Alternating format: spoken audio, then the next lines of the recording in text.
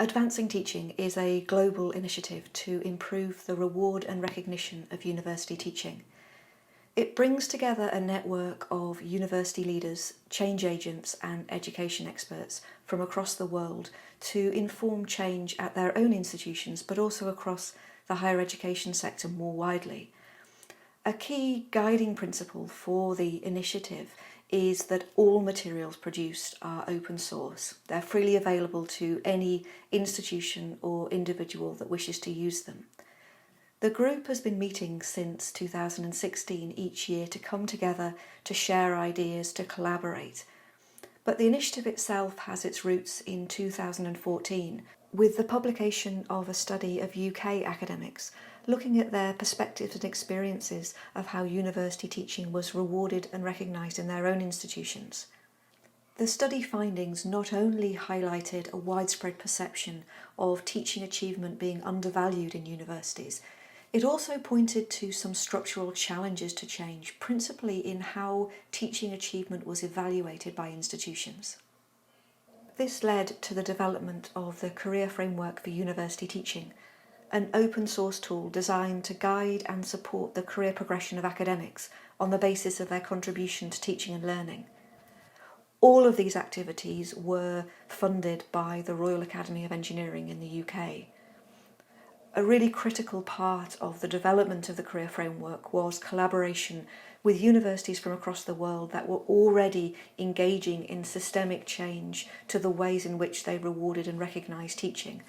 And 15 of those universities piloted the career framework in its development and really helped to ensure that the final product was applicable across different cultures, different institution types, different disciplines and different countries. In 2016, we started to bring together the global collaborators on this initiative together for an annual meeting. And through this meeting, a lot of issues and challenges and ideas were discussed.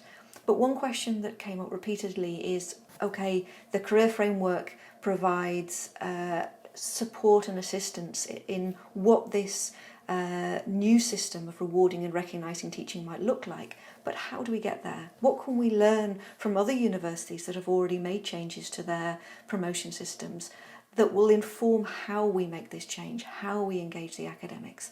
So a new initiative was launched in 2018, which we called the Roadmap for Change, and it looked at institutions that had already made changes of this sort, both successfully and unsuccessfully, and distilled learning for the community in terms of what are the critical steps in the process of change associated with success, what are the key challenges and how have institutions overcome them, and what appear to be the key strategies for success. This Roadmap for Change was published in 2019. Another question that was asked at the meetings was, for these institutions that are all making change to their promotion systems, how do we know that they're working? How do we know that those institutions are having the kind of culture change that they want, that this isn't just a change to the written promotion policies, but actually has no impact in practice? So in 2019, we launched the Teaching Culture Survey, following pilots and development with 13 universities from across the world. We launched this new survey, which will capture data at 3 points in 2019, 2021 and 2023 to track over time the experiences and perspectives of academics on the culture and status of teaching within their institutions. The heart of the Advancing Teaching Network, however, really is its members, the individuals, the university leaders, the change agents at institutions across the world working to advance change and collaborate across institutions and across borders to make change happen across the sector. I spoke to 4 members of the Advancing Teaching Network from Utrecht University in the Netherlands, NUS in Singapore, UCL in the UK and the University of Wollongong in Australia to ask them what they got out of the network and how they've used it to inform change within their own institutions. The Advancing Teaching Network is really important for the developments we aim for at Utrecht University.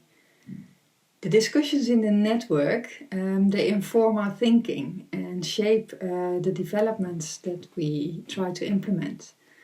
But I think the most important role of the network is that we collaboratively rethink the system that we all work in. Our system of peer review, our system how grants are being judged and divided. As academic community, you're not confined to your own university. We all collaborate and we all help each other in assessment of our academics, in promotion, etc., and in their output.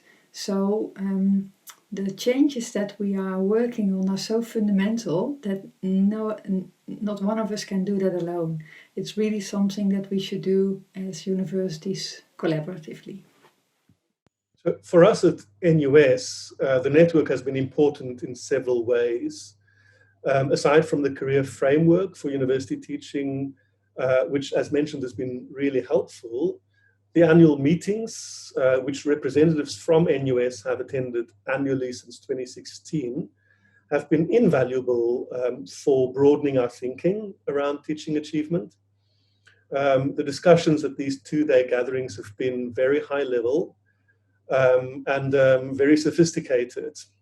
In addition, they've presented us with great opportunities to network with colleagues from across the globe who are thinking about and indeed struggling with these very complex issues.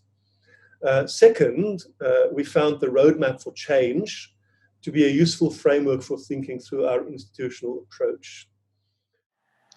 The Advancing Teaching Network's been especially useful for us in understanding how other comparators, not just within the UK, but globally, are addressing the challenge of ensuring that excellent teaching staff are rewarded in an equitable manner with the excellent researchers.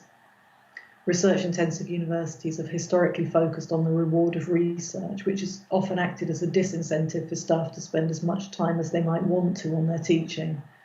The framework of the community has given us confidence that we're in step with other great institutions in the ways in which we're raising the esteem in which excellent teachers are held, and also given us ideas for the kinds of activities that take place in comparable universities to promote the value attached to high quality teaching.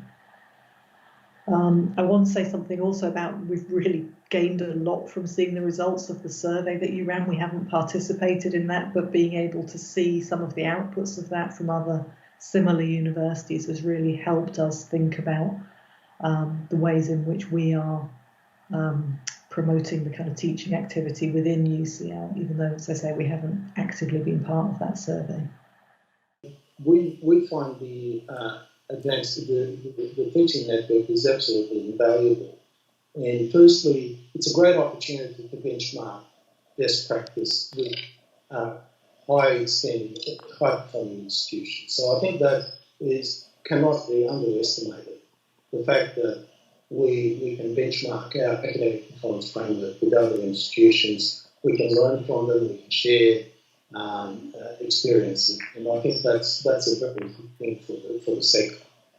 I think the second thing that I think the network, which I think is an important part of its mission, is to continue to promote and recognise excellence in teaching and learning. I think very often teaching and learning becomes a poor cousin to university activity. And I think so this network is actually quite critical in continuing to promote excellence in teaching and learning. And I would hope that in time that it will also influence rankings and how we might elevate the performance of or measure teaching excellence.